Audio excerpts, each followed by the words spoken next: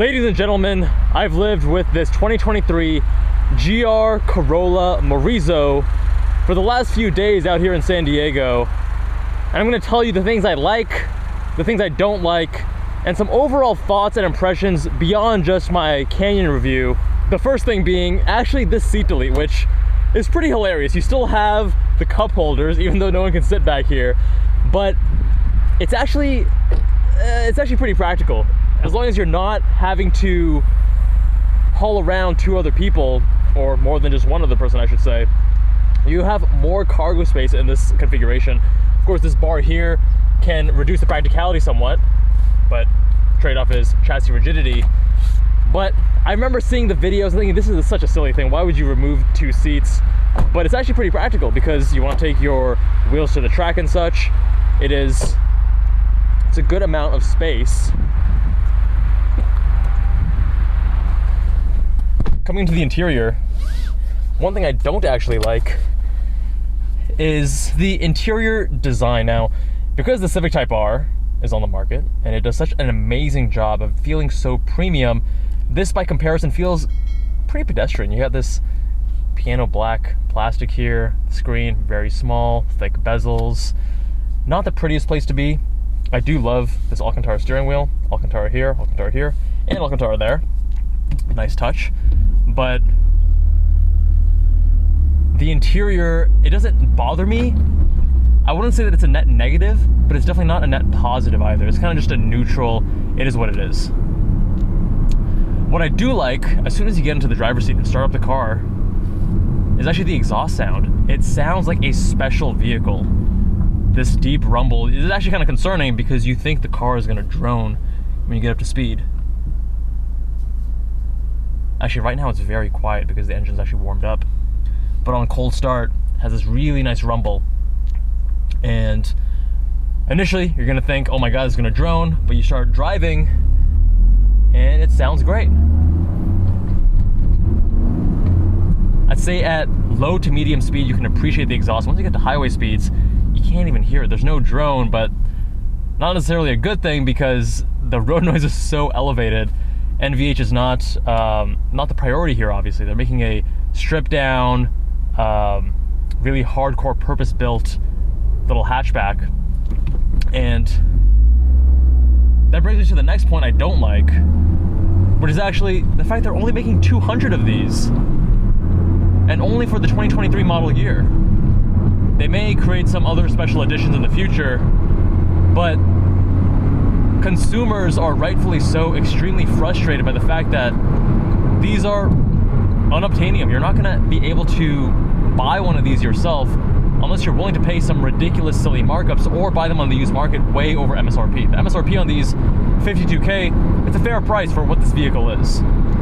But asking $80K, which I have seen many sell for, $80 to $90K that's just too much money for what these are, right? When you look at the level of performance, the driver engagement, the fit and finish, the interior, it's just not a $90,000 car. It's a great car, but it's not an $80,000 to $90,000 car. And that's just, it's a tragedy. It's super unfortunate.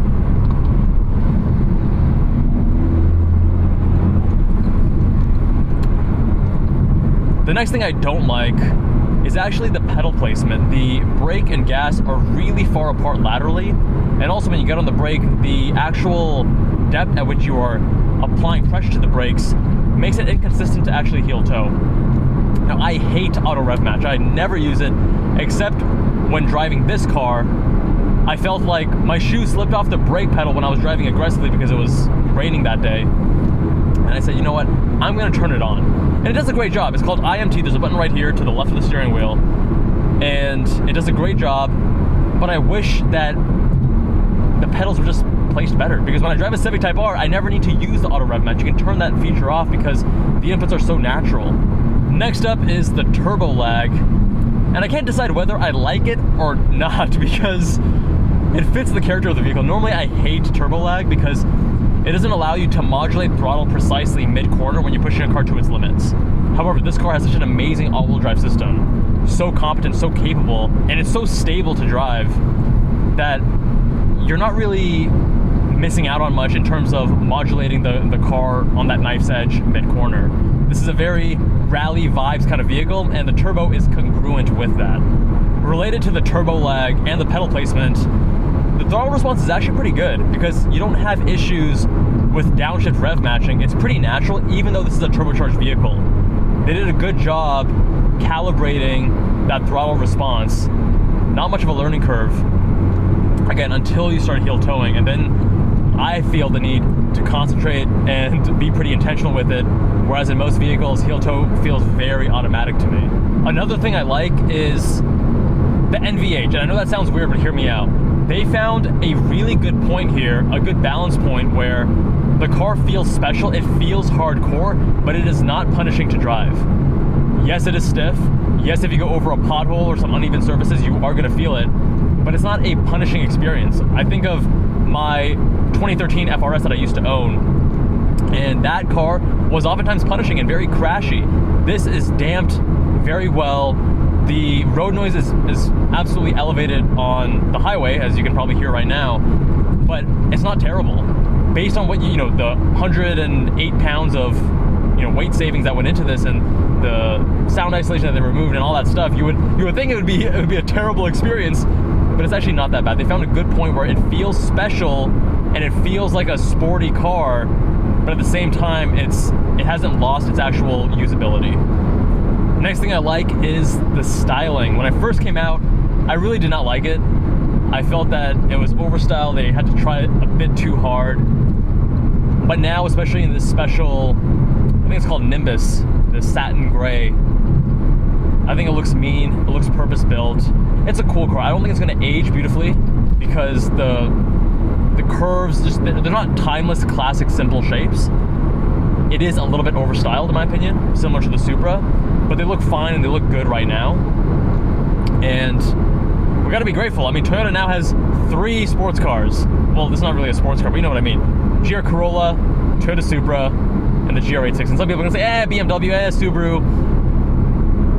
But for Toyota to bring these 3 vehicles is awesome. And all these cynical people just constantly complaining and trying to find reasons to be negative, it's such a terrible way to live your life. Focus on the positive, because these 3 vehicles coming from Toyota of all brands is amazing. Toyota had this, motorsport relevance, in the 90s and before that, but in recent history, before these, before the Twins, before the Supra, before the Mark V Supra, of course, and before the GR Corolla, there was over a decade where they weren't producing anything that got car enthusiasts excited. Now we have 3 options, which is fantastic. And the last thing I like is actually the hill start assist. It's very unobtrusive. I think it's important for people to know how to, drive stick without hill start assist. But on an incline, you let go of the brake, you get on the clutch, and the car doesn't roll back at all.